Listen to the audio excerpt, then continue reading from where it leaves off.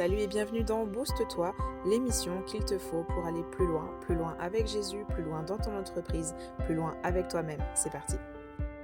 Aujourd'hui, je veux vraiment t'encourager à continuer à avancer malgré les détracteurs, à persévérer dans la mission que Dieu t'a donnée, peu importe ce qu'il y a sur ta route. On va s'appuyer sur le texte de 1 Samuel 17. Alors, je ne vais pas le lire en entier, mais du coup, on a toute la partie où David est envoyé au camp de Saül. L'armée d'Israël est en train de faire la guerre contre les Philistins et David est juste un petit berger qui vient apporter du pain en fait à ses frères qui sont au combat.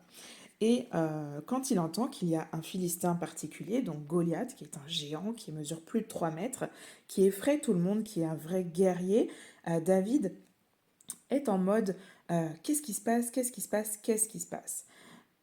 Qui est donc ce Philistin, cet incirconcis, pour insulter l'armée du Dieu vivant? Voilà ce que dit David au verset 26.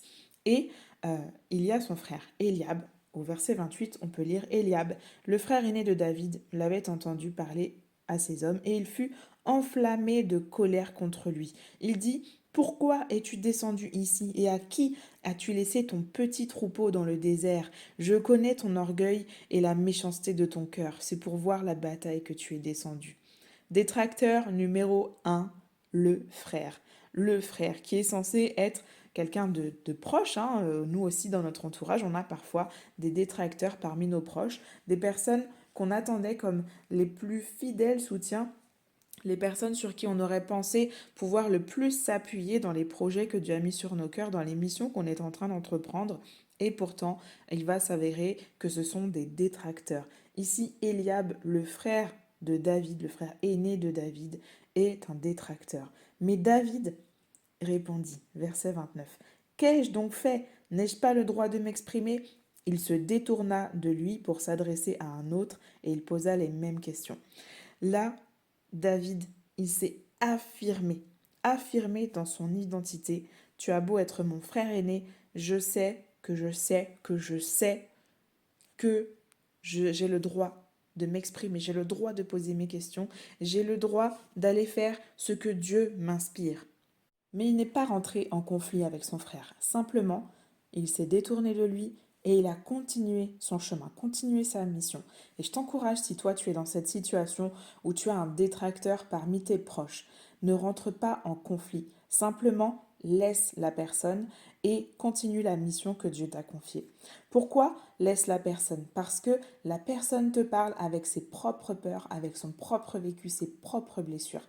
Et peut-être que la personne, elle paraît comme un détracteur contre toi, mais en fait, la personne, elle a juste peur, elle veut juste te protéger, elle veut juste t'empêcher en fait de vivre des souffrances que peut-être elle-même elle a connues. Bref, je ne sais pas pourquoi cette personne agit de la sorte avec toi, mais dans tous les cas, ne rentre pas dans les conflits. Dieu ne veut pas forcément des conflits, mais détourne-toi de cette personne, en tout cas sur ce sujet, et continue ta mission. Petit bémol, si cette personne est ton mari, il y a quand même un ordre à respecter. Dieu a quand même demandé que nous soyons soumises dans le sens respectueuse envers nos maris et je crois vraiment que Dieu ne veut pas que nous soyons en opposition dans nos couples. Donc si cette personne qui est ton détracteur numéro un ou autre d'ailleurs est ton mari, prends le temps de prier, prends le temps de dire Saint-Esprit, si vraiment c'est toi qui m'envoies, alors façonne le cœur de mon mari, ne me laisse pas être en opposition avec lui, ne me laisse pas être en conflit. Et si tu veux aller plus loin sur ce sujet, tu pourras écouter mon témoignage parce que moi aussi j'ai été dans cette situation où j'étais sûre que Dieu m'envoyait, mais mon mari n'était pas de mon côté et c'était vraiment très compliqué. Mais c'est un autre sujet, je vais continuer ici et tu pourras aller écouter plus tard. Donc, on poursuit dans le texte, verset 32. David dit à Saül, que personne ne se décourage à cause de ce Philistin, moi ton serviteur, j'irai me battre contre lui. David, là, il annonce la mission. Il sait que Dieu lui donnera les capacités de le faire. Il est en mission. Mais détracteur numéro 2, Saül dit à David, tu ne peux pas aller te battre contre ce Philistin, tu n'es qu'un enfant, alors que lui, il est un homme de guerre depuis sa jeunesse. Détracteur numéro 2, donc le roi. Les gens qui sont plus haut placés, que nous, les gens qui nous impressionnent, les gens qui ont peut-être plus d'expérience que nous, les gens qui, nous, on est vraiment des petits à côté de ces personnes-là. Eh bien, parfois, ces personnes-là, elles ne vont pas nous encourager. Elles vont penser qu'on n'est pas à la hauteur, penser que c'est pas pour nous, penser qu'on vient juste de démarrer, penser qu'on n'a pas assez d'expérience. Et du coup, là encore, parfois, il y aura des personnes qui seront méchantes, mais parfois ce ne sera pas forcément méchant, ce sera juste du doute ou de la protection en se disant, non, tu viens de démarrer, peut-être que c'est pas encore le moment pour toi. Et là, quand je lis le texte, j'ai pas l'impression que Saül méprise David. J'ai juste l'impression que Saül, comme tout roi sage, dirait à un enfant, mais non, tu peux pas aller juste te faire massacrer par cet homme en fait. Et je crois que si Saül avait réagi en l'encourageant directement, vas-y, va te battre contre lui, mais on l'aurait mal perçu parce que quel homme sage, quel homme avec un peu de bon sens envoie un gamin qui n'a jamais fait la guerre contre un géant qui veut massacrer et arracher des têtes? Personne. Donc là, je crois que ce détracteur, il n'est pas méchant envers David, mais il aurait pu le décourager. David dit à Saül, verset 14, « Ton serviteur gardait les brebis de son père quand un lion ou un ours venait pour en enlever une du troupeau. Je courais après lui, je le frappais et j'arrachais la brebis de sa gueule. S'il m'attaquait, je l'attrapais par la gorge, je le frappais et je le tuais. C'est ainsi que ton serviteur a frappé le lion et l'ours, et ce sera aussi le sort du Philistin, de cet incirconcis, car il a insulté l'armée du Dieu vivant. » David ajouta, « L'Éternel m'a délivré de la griffe du lion et de la patte de l'ours, et il me délivrera aussi de ce Philistin. » Ici, David se remémore la puissance de Dieu dans sa vie, les actions de Dieu dans sa vie.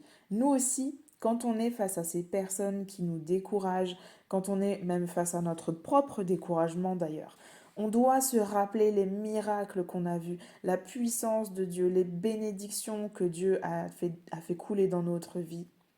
On doit y aller avec foi, avec confiance. Si on sait que Dieu nous envoie, que Dieu nous missionne, que Dieu est avec nous, alors allons-y avec foi. Allons-y en étant pleine de confiance que Dieu marche à nos côtés, que Dieu combat pour nous, que Dieu ouvre les portes, que Dieu nous délivre de la gueule du lion, pardon. Que Dieu vraiment est là et agit comme d'habitude avec puissance. Dans cette mission que tu as sur ton cœur, je suis sûre que ta volonté, c'est de faire honneur à Dieu. Honneur à Dieu. Et là, je reprends le verset 26 où David dit, « Qui est donc ce Philistin, cet incirconcis, pour insulter l'armée du Dieu vivant ?» David ne peut pas supporter que quelqu'un vienne insulter Dieu. Dans ta mission, toi aussi, tu veux faire honneur à ton Dieu, j'en suis convaincue. Alors ne laisse pas ces détracteurs te barrer le chemin. On continue encore un peu plus loin.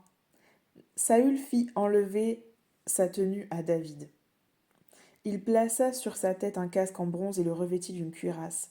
David mit l'épée de Saül par-dessus ses habits et voulut marcher, car il n'avait encore jamais essayé. Mais il dit à Saül, « Je ne peux pas marcher avec cette armure, je n'y suis pas habitué. » Et il s'en débarrassa. Là, Saül, encore une fois, sans vouloir être méchant, il veut protéger David et donc, logique, il lui met une armure de soldat. Et peut-être que toi aussi, quelqu'un qui t'entoure, qui te chapeaute, qui te booste un peu dans cette mission que Dieu a mis sur ton cœur, cette personne peut-être veut t'équiper avec les choses qui la concernent elle ou qui ont marché pour elle. Mais David dit, « Mais non, je ne peux pas y aller avec cette armure. » Il s'en débarrassa. Verset 40, il prit en main son bâton, puis il choisit dans le torrent 5 pierres lisses, il les mit dans sa gibecière, je sais pas comment on dit, de berger et dans sa poche, et enfin, sa fronde à la main, il s'avança contre le Philistin. David a osé y aller comme il est, avec le potentiel que Dieu lui avait donné. Ce n'est pas le même potentiel que Saül avait, ce n'est pas le même potentiel que ses frères avaient. C'est son potentiel à lui, son don, son talent à lui. C'était de pouvoir lancer des pierres avec sa fronde. C'était ça, en fait. C'était lui. Le Philistin s'approcha peu à peu de David, et l'homme qui portait son bouclier marchait devant lui. Le Philistin regarda David, et lorsqu'il l'aperçut, il le méprisa, car il ne vit en lui qu'un enfant roux à la belle apparence. Détracteur numéro 3, l'adversaire. L'adversaire veut te faire perdre le combat. C'est évident, l'adversaire, il veut gagner le combat. Il ne veut pas que ce soit toi qui remporte le combat. Il veut le déstabiliser, il veut lui faire peur. Il dit, versets 43, 44, après l'avoir maudit par ses dieux, il ajouta, viens vers moi que je donne ta chair à manger aux oiseaux du ciel et aux bêtes des champs. Waouh! Je sais pas toi, mais moi j'aurais été morte de trouille rien qu'à face à ce géant et avec ces phrases aussi horribles. Pourtant, David, lui, il est plein d'assurance. Il ne se laisse pas atteindre. Il sait que Dieu est avec lui et que donc il accomplira sa mission jusqu'au bout. Verset 45, David dit aux Philistins, tu marches contre moi avec l'épée, la lance et le javelot. Moi, je marche contre toi au nom de l'Éternel, le Maître de l'univers, au nom du Dieu de l'armée d'Israël que tu as insulté. Aujourd'hui, l'Éternel va te livrer entre mes mains, je t'abattrai et je te couperai la tête. Aujourd'hui, je vais donner des cadavres du camp des Philistins aux oiseaux du ciel et aux bêtes sauvages. Toute la terre saura alors qu'Israël a un Dieu, et toute cette assemblée saura que ce n'est ni par l'épée, ni par la lance que l'Éternel sauve. En effet, la victoire appartient à l'Éternel, et il vous livre entre nos mains. Tu vas me dire, Sarah, moi je suis pas en train de combattre, je suis juste en train d'avancer dans le projet que Dieu a mis sur mon cœur. Oui, oui, oui, je suis totalement d'accord, mais je veux vraiment t'encourager parce que quand il y a des détracteurs, quand il y a du découragement, c'est difficile. C'est difficile et on se retrouve comme un petit enfant face à un géant. On se retrouve des fois paralysé par la peur, mais je veux t'encourager à agir comme David, à être pleine d'assurance, à ne pas te laisser toucher par les pensées de découragement, par les paroles de tes détracteurs, mais à vraiment être convaincu que Dieu est avec toi, que c'est lui qui te mandate et qu'il accomplira ce qu'il t'a ordonné de faire, s'accomplira parce que il est avec toi. Verset 48. Dès que le Philistin se mit à marcher vers lui, David courut sur le champ de bataille à sa rencontre. J'étais étonnée quand j'ai lu ça. David courut sur le champ de bataille à la rencontre du géant. Il fonce, il ne stagne pas, il ne recule pas, il n'oscille pas, il n'a pas peur, il fonce. Il court sur le champ de bataille à sa rencontre.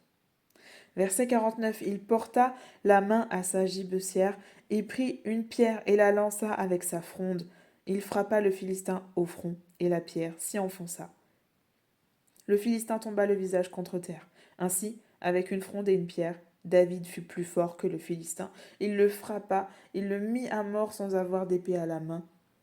Il courut, s'arrêta près du Philistin, prit son épée en la tirant du fourreau. Il l'acheva et lui coupa la tête. Waouh! Face à un géant pareil, juste avec sa petite pierre, David l'a tué. Ce que Dieu nous a donné est plus efficace. Ce que Dieu a mis en toi est plus efficace que tout ce que tu vas trouver autour, tout ce que tu vas essayer de copier. Peut-être que tu as une sœur qui cartonne dans son domaine et c'est le même domaine que toi, alors tu te dis que tu vas pas réinventer la roue puis tu vas faire comme elle. Non, ce que Dieu t'a donné est plus efficace. Fais avec ce que Dieu t'a donné. Sois comme toi tu es. Sois comme Dieu t'a créé. S'il t'a donné certains dons, certains talents, certaines compétences, c'est pour une bonne raison. Alors utilise-les parce que je t'assure que Dieu ne veut pas une copie de l'autre sœur. Dieu veut que tu sois toi-même et Dieu veut pouvoir t'utiliser en étant toi-même. C'est d'ailleurs toute la raison de cette entreprise T'es comme toi. Je pense que tu as compris maintenant. Donc si vraiment tu as envie de pouvoir accomplir le projet que Dieu a mis sur ton cœur en t'armant de qui tu es, en t'armant de courage, en t'équipant, Je suis là pour toi. N'hésite pas à cliquer sur les liens qui sont dans la description ou à venir me parler sur Instagram. Je me ferai vraiment un plaisir de pouvoir encore t'encourager, de pouvoir écouter ton projet et de pouvoir peut-être travailler avec toi. Sois béni et à bientôt. C'était Sarah Hollon pour l'entreprise T'es comme toi. Je t'invite dès maintenant à mettre en commentaire ce qui t'a encouragé au cours de cet épisode ou à laisser un like ou à partager à quelqu'un qui en aurait besoin. Retrouve dès maintenant nos rendez-vous et le contenu gratuit qui pourra être utile pour ton développement dans le lien en description.